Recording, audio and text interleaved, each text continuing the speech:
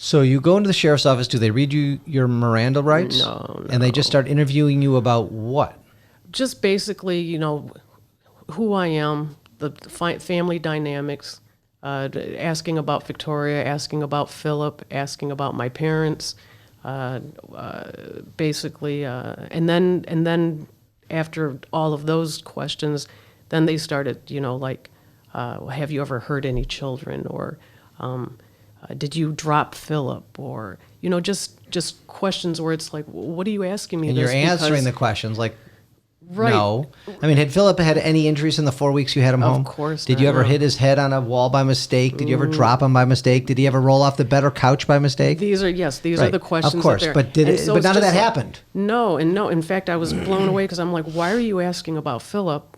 Because I thought that you wanted to know something about Victoria, and they were like, well, we don't care about Victoria. We care about Philip because he's the one in the hospital. And I'm like, well, they don't know what's going on with him. And then that's when, that's what we're trying to get to the bottom of. So did they come clean during that interview and say, we think that? No, they just said that they were trying to gather information, and pretty much they were just trying to gather information. And how many hours were you there with them?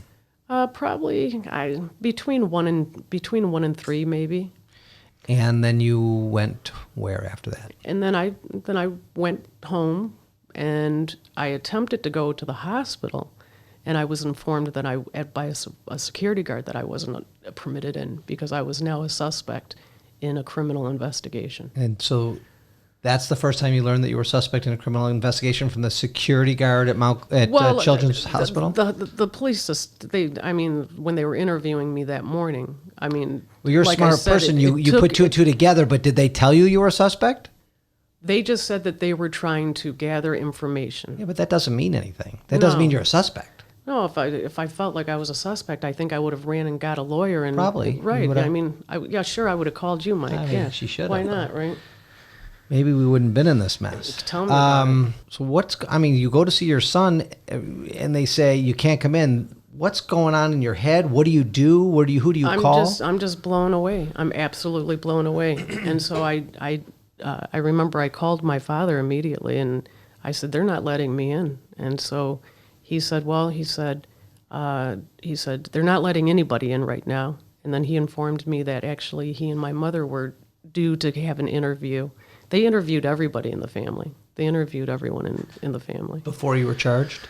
I wasn't charged for several months. And then I was re-interviewed a second time, with the good, bad, with the good cop, bad cop little thing that they had going on. And then I begged them for a polygraph, and then they invited me in for a polygraph, and that was a horrific ordeal. They claimed I failed it, and I begged them to retake it, and they denied me of that.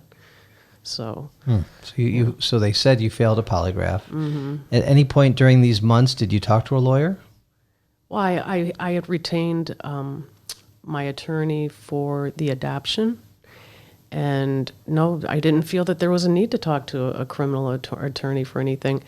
But it wasn't until several months later, February of 2004, when the adoption attorney, Mike Stepik, he gave me a call, a very good man, and he says, I'm afraid I'm going to have to, what's the term, recuse myself or take myself away myself from dealing with you, and I'm going to suggest that you get a criminal attorney, which I don't handle. I do family.